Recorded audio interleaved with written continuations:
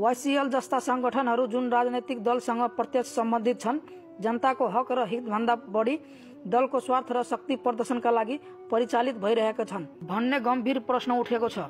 कुनै पनि लोकतान्त्रिक समाजमा युवा शक्ति जनसेवामा होस् भन्ने अपेक्षा गरिन्छ, तर जब त्यही संगठन सरकारकै संरक्षणमा कानूनभन्दा माथि पुग्छ, सर्वसाधारणमाथि आतंक सिर्जना गर्छ अनि संलग्न हुन्छ, त्यहाँ प्रश्न उठाउनु न्यायसम्मत मात्र होइन, आवश्यक हुन्छ।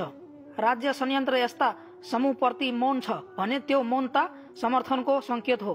जनताको करबाट चल्ने सरकारबाट यस्तो आपराधिक समर्थन हुनु भनेको सिधै जनतामाथिको धोका हो। लोकतन्त्रको नाममा यदि युवा शक्ति गुण्डा तन्त्रमा परिणत हुन्छ भने त्यो राष्ट्रका लागि भयानक संकेत हो। अझ खतरनाक कुरा के हो भने जब त्यही संगठन राज्यको संरक्षणमा कानूनको खिल्ली उडाउँदै हिँड्छ, तब त्यो शासन प्रणाली स्वयं कलंकित हुन्छ। सरकार यदि गैर कानूनी अपराधी र सत्ता दुरुपयोगमा लागेका संगठनहरूसँग मिलिजिली हिँड्छ भने त्यो लोकतन्त्र होइन, निरङ्कुशता उत्पादन गर्छ। यस्तो मौन समर्थनले राज्य संयन्त्रलाई जनतामाथिको दमनको औजार बनाउँछ। अब समय आएको छ, निषेध होइन, प्रतिरोध, मौनता होइन, प्रश्न र राजनीति होइन, जन उत्तरदायित्वको।